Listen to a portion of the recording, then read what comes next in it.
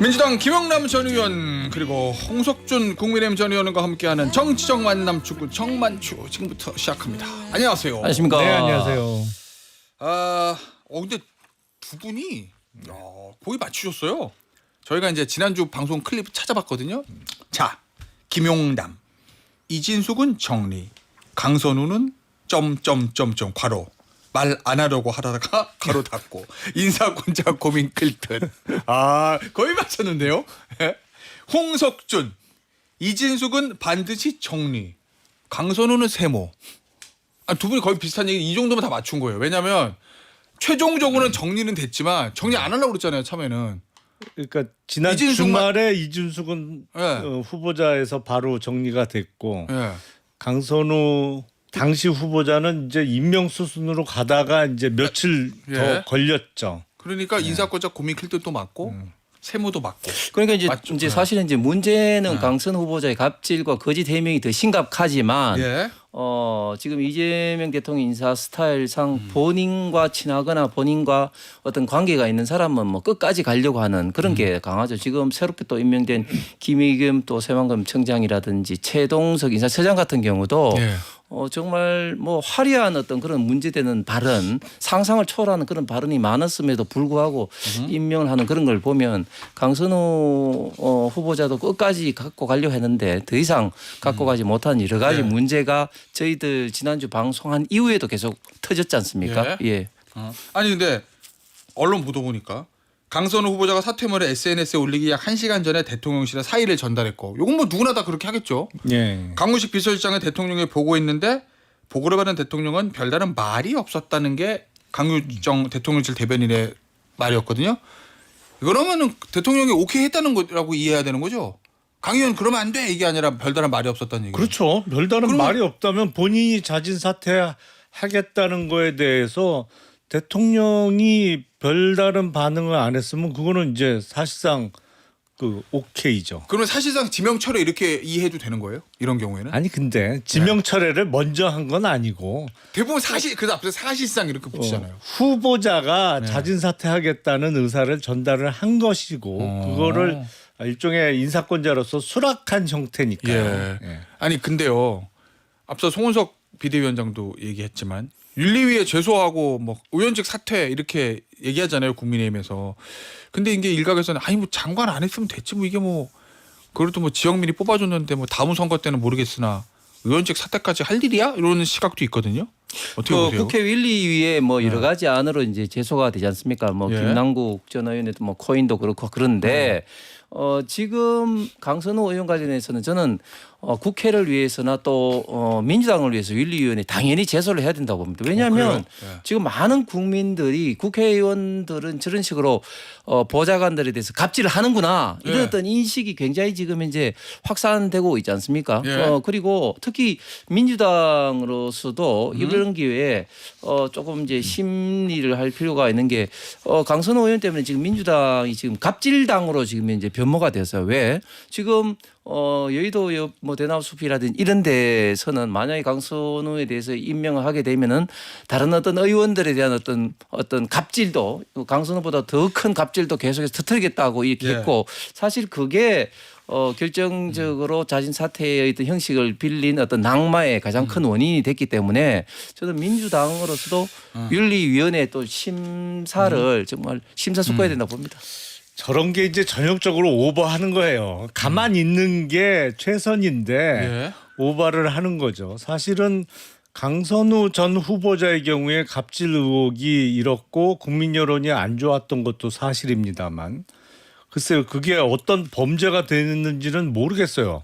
근데 그런 식으로 윤리 제소하고 뭐 국회의원직 사퇴가 이루어진다면 지금 국민의힘 현역 의원 중에 의원직 유지할 수 있는 사람이 누가 있어요? 까놓고 얘기해서 지금 국민의힘 현역 의원 중에 지금 내란의 공범 내지는 방조 혐의 받고 있는 사람이 몇 명이고 금품 수수 의혹을 받고 있고 실제로 수사 대상이 되고 있는 사람이 몇 명인데 저런 얘기를 해요. 전 아니 가만히 있으면 중간이나 가요. 국민의힘은 좀. 자 그럼 여기서 예. 아니 김용남 의원이 지금 윤리위 제소하고 만약에 저는 지금 김용남 의원이 저런 식으로 이야기하는 것에 대해서 1%도 동의하지 못하지만 예. 그런 것은 법적인 어떤 문제지 그걸 또 어떻게 규율하고 그리고 아니 그 한때 몸담은 어떤 정당에 대해서 저런 식으로 모든 어떤 현역 의원들에 대해서 다 그런 식으로 문제가 있다고 이야기하는 것은 너무 지나친 아니 말씀이지. 그러니까 국민의힘은 그게 그 문제예요. 왜냐하면 상식에서 항상 벗어나. 아니 그러니까 장관 후보자로서 어떤 결격 사유가 발견이 돼서 장관 후보직에서 물러나는 거는 얼마든지 있을 수 있어요. 그리고 그 의혹을 갖고 있는 사람이 장관이 되는 것도 바람직스럽지 않다고 볼 수 있죠. 하지만 모든 거는 그러면 객관적이고 형평성이 맞아야 될 거 아니에요. 그러면 강선우 의원이 받은 이른바 갑질 의혹으로 윤리위 제소가 되고 의원직 사퇴가 이루어진다는 국민의힘 기준에 의하면 그 기준을 모든 사람에게 똑같이 적용해야 될 거 아닙니까? 그 기준에 의하면 지금 국민의힘 의원 중에 의원 배지 날아갈 사람이 알겠습니다. 도대체 몇 명이나 되냐고요. 똑같이 적용해야죠. 그런 수많죠. 문제가 있다면. 수많은 의원들이. 그렇기 때문에 지금 현재 예를 들면 뭐 이준석 의원 같은 경우는 윤리위가 그렇게 되고 또 다른 사람들도 문제가 있으면 당연히 윤리위에 제소를 하면 되는 것이죠. 그런데 그럼에도 불구하고 강선호 의원이 지금 좀 병기술이라든지 쓰레기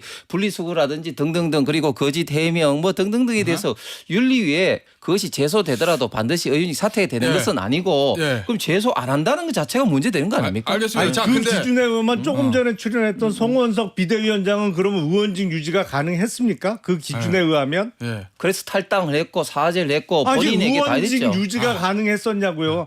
그게 강선우 의원이 의원직 사퇴해야 된다고 하면 똑같은 기준으로 적용했을 때 송원석 의원이 의원직 유지가 가능한 사안이었어요. 그게? 알겠습니다. 자, 이거 나 진짜 궁금한 게 있어요. 두 분 잘 대답하셔야 돼요. 홍준표 전 대구시장 이런 얘기를 했습니다. 보좌관 갑질이 강선우 의원뿐이겠냐. 모두들 쉬쉬하고는 있지만 이미 보좌관 갑질은 여의도 정치판의 관행이다. 나는 의원 시절에 갑질했다 안 했다. 의원님. 뭐 갑질이라는 어떤 기준이 사실 뭐 애매모호하지만 예. 면직이라는 어떤 잣대로 본다면 예. 저는 절대 하지 않았죠. 왜냐하면 제가 예. 강제로 예. 면직을 시킨 사람이 몇 명 있겠습니까? 한 사람도 없어요. 저 모르죠 저는. 한 사람도 없습니다. 아 그래요? 4년 계속 같이 갔어요? 예, 제 사무실에서 예. 7급에서 5급으로 승진하고 싶다고 해가지고 다른 사무실 간 케이스라든지 예. 또 뭐 지방 의원으로 가겠다고 본인이 한 케이스라 그런 케이스는 있지만 난 자른 적 없다. 예, 그렇습니다. 예. 자, 김영남 전 의원 나는 갑질했다. 엄격한 기준에 의하면 저도 갑질한 적 있습니다. 오 이거 뭐야? 네. 엄격한 기준에 아니 의하면 그러니까 사실은 제가 그때 보궐선거로 네. 들어가서 예. 그러니까 임기가 다른 사람에 비해서 절반밖에 안 됐는데 예. 그때 짧은 임기 중에 제가 당시 제 지역구에 팔달경찰서 유치를 추진을 했어요. 근데 그게 시작하고 나니까 보통 어려운 일이 아니더라고요. 그러니까 힘들죠. 전혀 계획이 없던 예. 경찰서를 하나 만들어낸다는 게 그래서 그거를 하기 위해서 진짜 저도 노력했습니다만 예. 당시 보좌진들에게도 어마어마한 프레셔를 제가 가했어요. 예. 그러니까 일이 많았어요. 기본적으로. 그건 뭐. 아니 예. 근데 그거를 하는 과정에서 단계별로 제가 계획했던 것대로 진행이 안 되면 예. 뭐 화도 내고 소위 말해 위에서 쫙다 이런 그렇죠. 말씀이시군요. 예. 큰 소리도 많이 쳤고 청소시킨 건 아니니까 뭐 그 기준으로 보면 아니 근데 뭐 청소만 갑질입니까? 지금 그래요? 그러니까 어이. 점점 기준이 엄격해지고 있잖아요. 네. 알겠습니다. 자, 저희는 우리 제보를 받아야 되나요? 자, 김영남 전 의원 저는 뭐 홍수충 사퇴할 전 직이 의원 없어요 지금. 그래요? 보좌관 전직 보좌관들의 제보를 받습니다. 이래야 되나? 어쨌든 알겠습니다. 나는 엄격한 의미에서 근데 두 분 얘기를 보면 그 갑질은 아닌 것 같은데. 예, 알겠습니다. 자, 그런데 또 궁금한 게 생겼어요. 박찬대 원내대표 죄송합니다. 박찬대 의원, 박찬대 후보가 17분 전에 강선우 후보자 자진 사퇴하기 전에 17분 전에 올렸잖아요. SNS에 사퇴하라고. 이게 여당의 빅샷 중에서는 제일 먼저 나온 얘기거든요.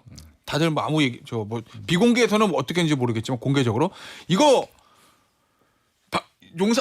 대통령실하고 교감이 있다고 봐야 되는 걸까요?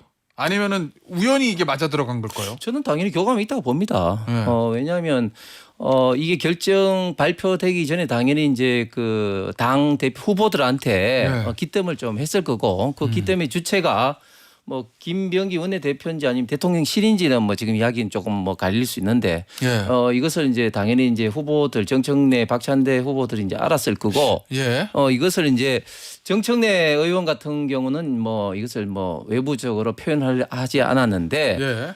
박찬대 의원은 지금 이제 외부적으로 표현했죠. 결국은 박찬대 의원 입장에서는 이재명 대통령이 이 사건으로 인해서 강선 후보자 건으로 인해서 지금 이제 지지율이 지금 하락하고 있고 특히 여론의 바로미터라고 할 수 있는 뭐 서울 지역 같은 경우는 7.5%나 하락을 했습니다. 그리고 또 이 이슈로 인해서 부정적인 국민들의 어떤 이슈가 한 60% 이상이고 그렇기 때문에 인사권자인 이재명 대통령이 좀 부담을 덜어주기 위해서 본인은 최선을 다했다. 예. 뭐 이런 어떤 이미지를 보여주는 게 지금 박찬대 정청래 대결에서 지금 이제 예상 외로 정청래가 지금 굉장히 앞서고 있지 않습니까?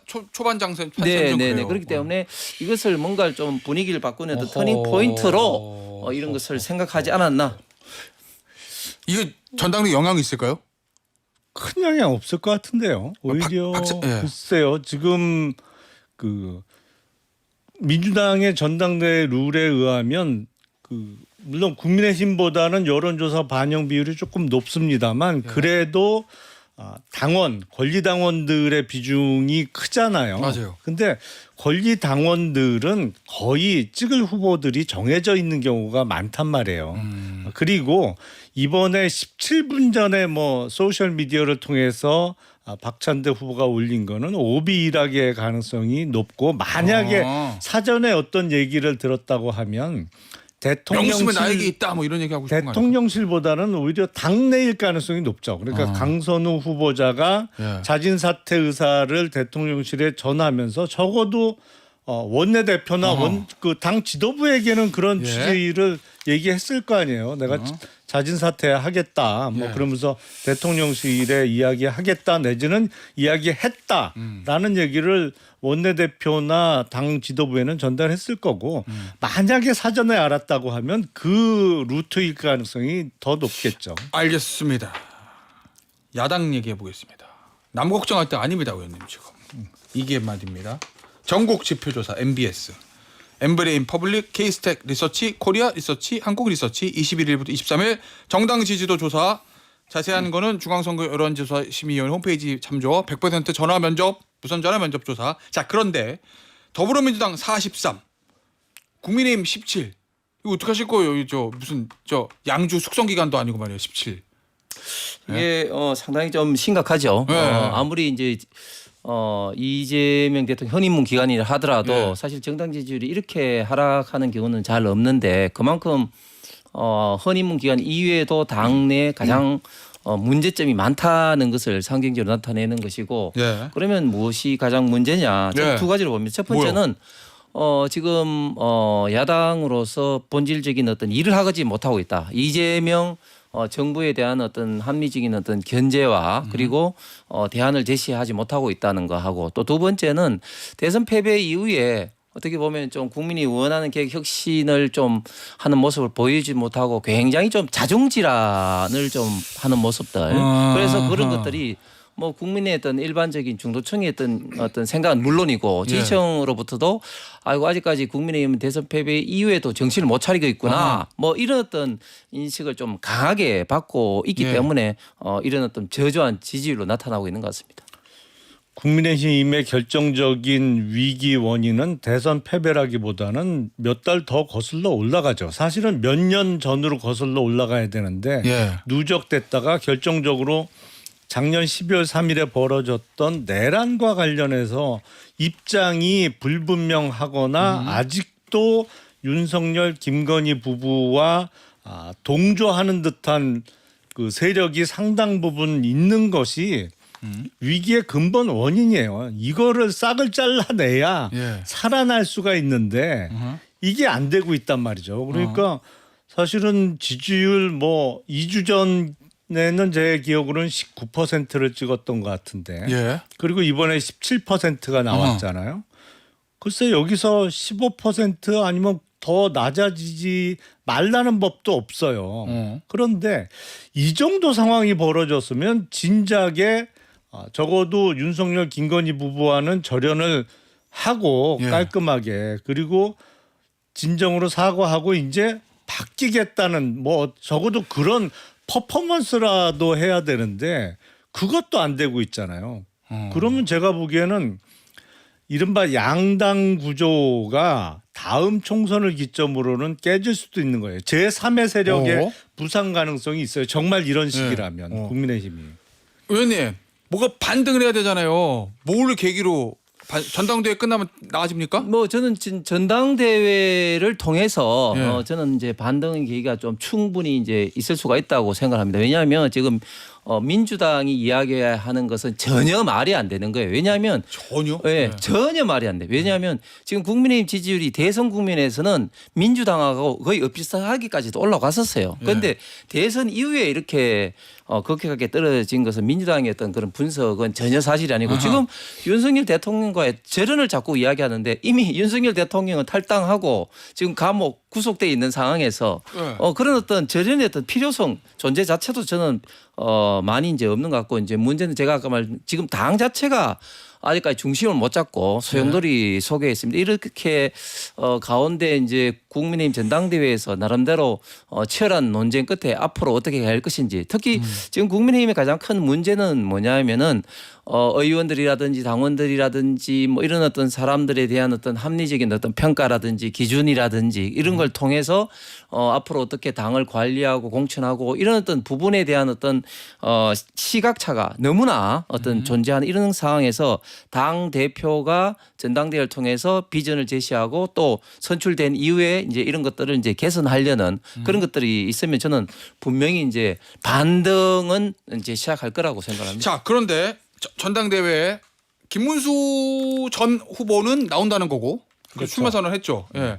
한동훈 전 대표는 어저께 안 나가 그랬고 그러면 이제 지난 대선 경선 리벤지 매치는 벌어지지 않는 거거든요. 그 한동훈 전 대표 불출마했어요. 요게 그러면은 국민의힘 전당대회 구도는 어떻게 될 거로 보세요? 결선 제도가 있잖아요. 네. 국민의힘 전당대회. 만약에 출마했으면 김문수 대 한동훈 뭐 이 리매치가 벌어질 가능성이 컸을 건데 결선에서는 이번에는 최소한. 김문수 대 안철수 구도로 가겠죠. 결선이. 아마도 예. 저 친한 개인 조경태 의원보다는 안철수 의원이 유리하다 이렇게 보시는 거군요. 아무래도 그렇지 않을까요? 전국적인 현실적으로 네. 봤을 때 네, 조경태 의원이 물론 6선의 최다선 의원이고 뭐 여러 가지 장점이 있기는 합니다만 네. 어떤 글쎄요 뭐 인지도나 이런 측면에서는 아무래도 안철수 의원이 결선 진출할 가능성이 높다고 봐야겠죠. 재미있는 것은 이제 네. 조경태 의원이 나를 친한계로 부르지 마라. 나는 육선이다. 그러면서 한동훈이 오히려 친조계다. 이런 식으로 지금 이야기를 하고 있습니다. 그래요? 그러면서 이제 안철수 의원과의 어떤 뭐 단일화 이야기를 하고 있는데 그렇게 안철수 의원은 단일화 부정적이에요. 그렇죠. 결선 투표 있는데 못 그렇지. 하냐? 그렇죠. 그런데 이제 왜 그렇게 이야기를 하냐면 네. 지금 조경태 의원은 단일화를 이야기를 하면서 국민 투표를 하자 그러는 거예요. 그런데 국민 이제 일반 국민 투표. 일반 국민 여론조사? 예. 그러면 지금 역선택이 어떤 작용하는 과정에서 지금 조경태 의원이 일반 국민 여론조사라면 굉장히 지지율이 높게 나옵니다. 안철수 의원보다 더 높게 나옵니다. 예. 그렇기 때문에 이제 이제 여론조사로 단일화 빨리 이야기를 하는 거고 지금 안철수 의원 입장에서는 일반 어떤 여론조사보다는 이제 당원이 들어가는 걸로 해야 되는데 그리고 또 이제 결선 투표가 있기 때문에 뭐 미리 이런 어떤 단일화 할 필요가 없다. 뭐 이런 어떤 입장이라서 좀 단일화에 이제 두 분의 어떤 시각이 지금 다르기 때문에 단일화가 될 것 같지는 않고 결국은 이제 결선 투표까지 이제 가느냐 아니면 김문수 후보가 1차에서 끝내느냐 하는 그런 어떤 싸움 같은데 의외로 또 김문수 후보도 후보지만 또 최근에는 또 장동영 후보도 의외로 조금 지지율이 좀 올라오고 있는 것 같습니다. 그래 누가 돼요? 그래서 누가 돼요? 지금 현재는 이제 분명히 이제 이제 그 김문수 후보가 앞서고 있는데 본격적인 어떤 이제 그 전당대회 국면으로 갔을 때 예. 어떻게 좀 달라질지 한번 지켜봐야 될 것 같습니다. 누가 돼요? 예상대로 될 거예요. 예상 김문수 누구예요? 대 안철수 결선 아. 구도로 가서 예.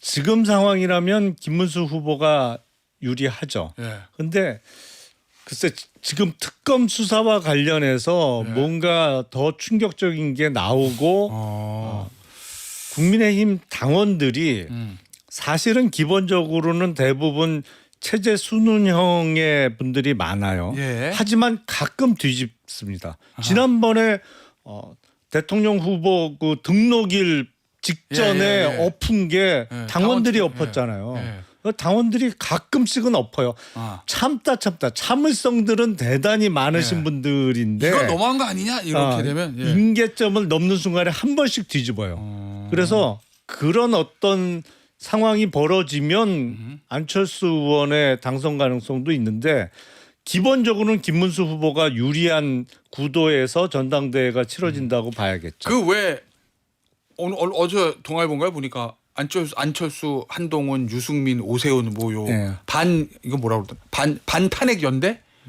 반 당이 극우 수구화되는 걸 방지하자는 연대 뭐 이렇게 반탄이 아니고 찬탄이죠. 거기는. 죄송합니다. 네. 찬탄 연대, 반극우 연대 네. 이게 힘을 좀 받을 수 있다고 보세요, 의원님?